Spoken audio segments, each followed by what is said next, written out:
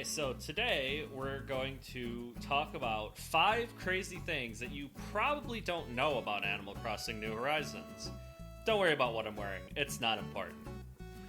Now, some of these, some of them are going to be more obvious than others, so what I'm going to do is I'm going to count them down. I'm going to start at number 5, which is going to be the one that I think people are most likely to have already known about. And I'm going to go all the way up to number 1, which is something that I found really insane, and I was shocked to find out that you could do this in Animal Crossing. So, let's get started. Number 5. Wasps cannot sting you while you have your inventory wheel out. This is a really great one for someone like me because I'm really dumb.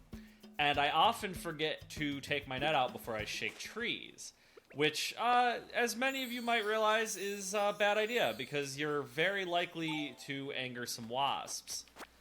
Now, it does take a little bit of timing to save yourself using this, because if you just don't time it right, you're still going to end up getting stuck. Okay, so number 4 is going to be a pretty good one if you're looking to make some bells, because tarantulas can be a little tricky, and people have a whole system where, like, you dig a bunch of holes and kind of build a trap, but I'm going to show you the much, much easier way of doing it. When it's reared up, that's red light. When it's not reared up, that's green light. So you're just going to play red light, green light with it until you get close enough to catch it. You do want to make sure you're close enough, because if you're not and you swing the net, it is going to attack you. So you just want to make sure that you're at the right distance and swing, and there you go. No digging a bunch of holes, no running away. You just swing and catch, and that's all there is to it. Now, alternatively, you can also do what's called the bait and switch, which is you swing the net to bait it, and then you swing it again and catch it. And that's actually the much easier way of doing it, but it does require you to get the... Thank you, Breath of the Wild. It does require you to get the timing down just right. So if you're not careful on either of those, you're definitely going to get bit, but, I mean, you could still get bit even doing the hole method if you're not careful. Number 3 is going to be a really neat one. You can actually build little platforms to hop across your rivers. Now, obviously, this one you can't do until you get the water construction permit, but all you have to do is make sure it's at least a 1 space or smaller gap, and you can just jump between. You don't need to put a bridge, and it can even be done in certain places where you can't put a bridge.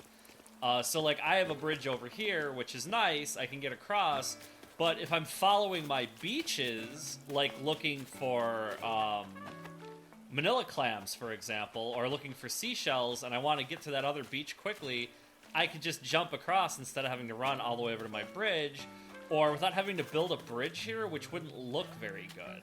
So you can kind of match your aesthetic. I mean, technically, you could get away with having no bridges, and never having to use your pole to vault across things. And you can also do things like I have over here, where you can have like kind of a little central network of small islands, and you could jump, between several different areas, which you can't do with a bridge.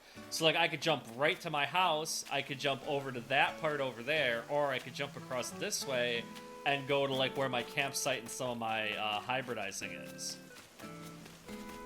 So it's definitely easier, and in some cases you can do things that you can't do with a bridge.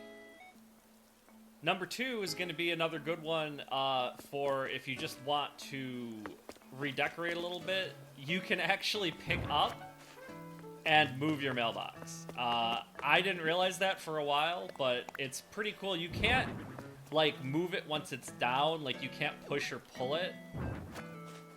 So you do have to pick a nice spot for it, but like, for example, if I wanted to put it over here, I could plunk it down right there.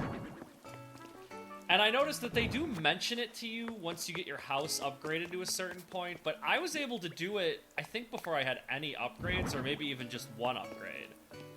But it's really nice if you just want to put your mailbox somewhere more convenient or just out of the way, so you could do something like put up this fencing.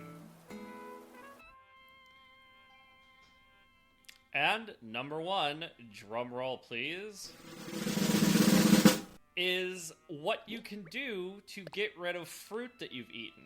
So let's say you ate a couple pieces of fruit, you wanted to move some trees, and you accidentally ate one or two, or, you know, however many, too many. You ate too many of them, and you have one left. And now you want to go look for your money rock, but you don't want to break every rock that you hit.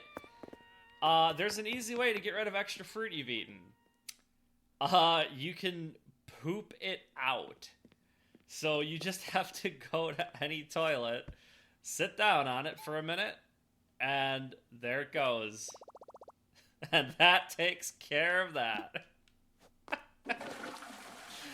I was so shocked when I found that one out. I had no idea you could do that, and it's really useful if you're like moving trees or breaking rocks and you've accidentally eaten too many pieces of fruit.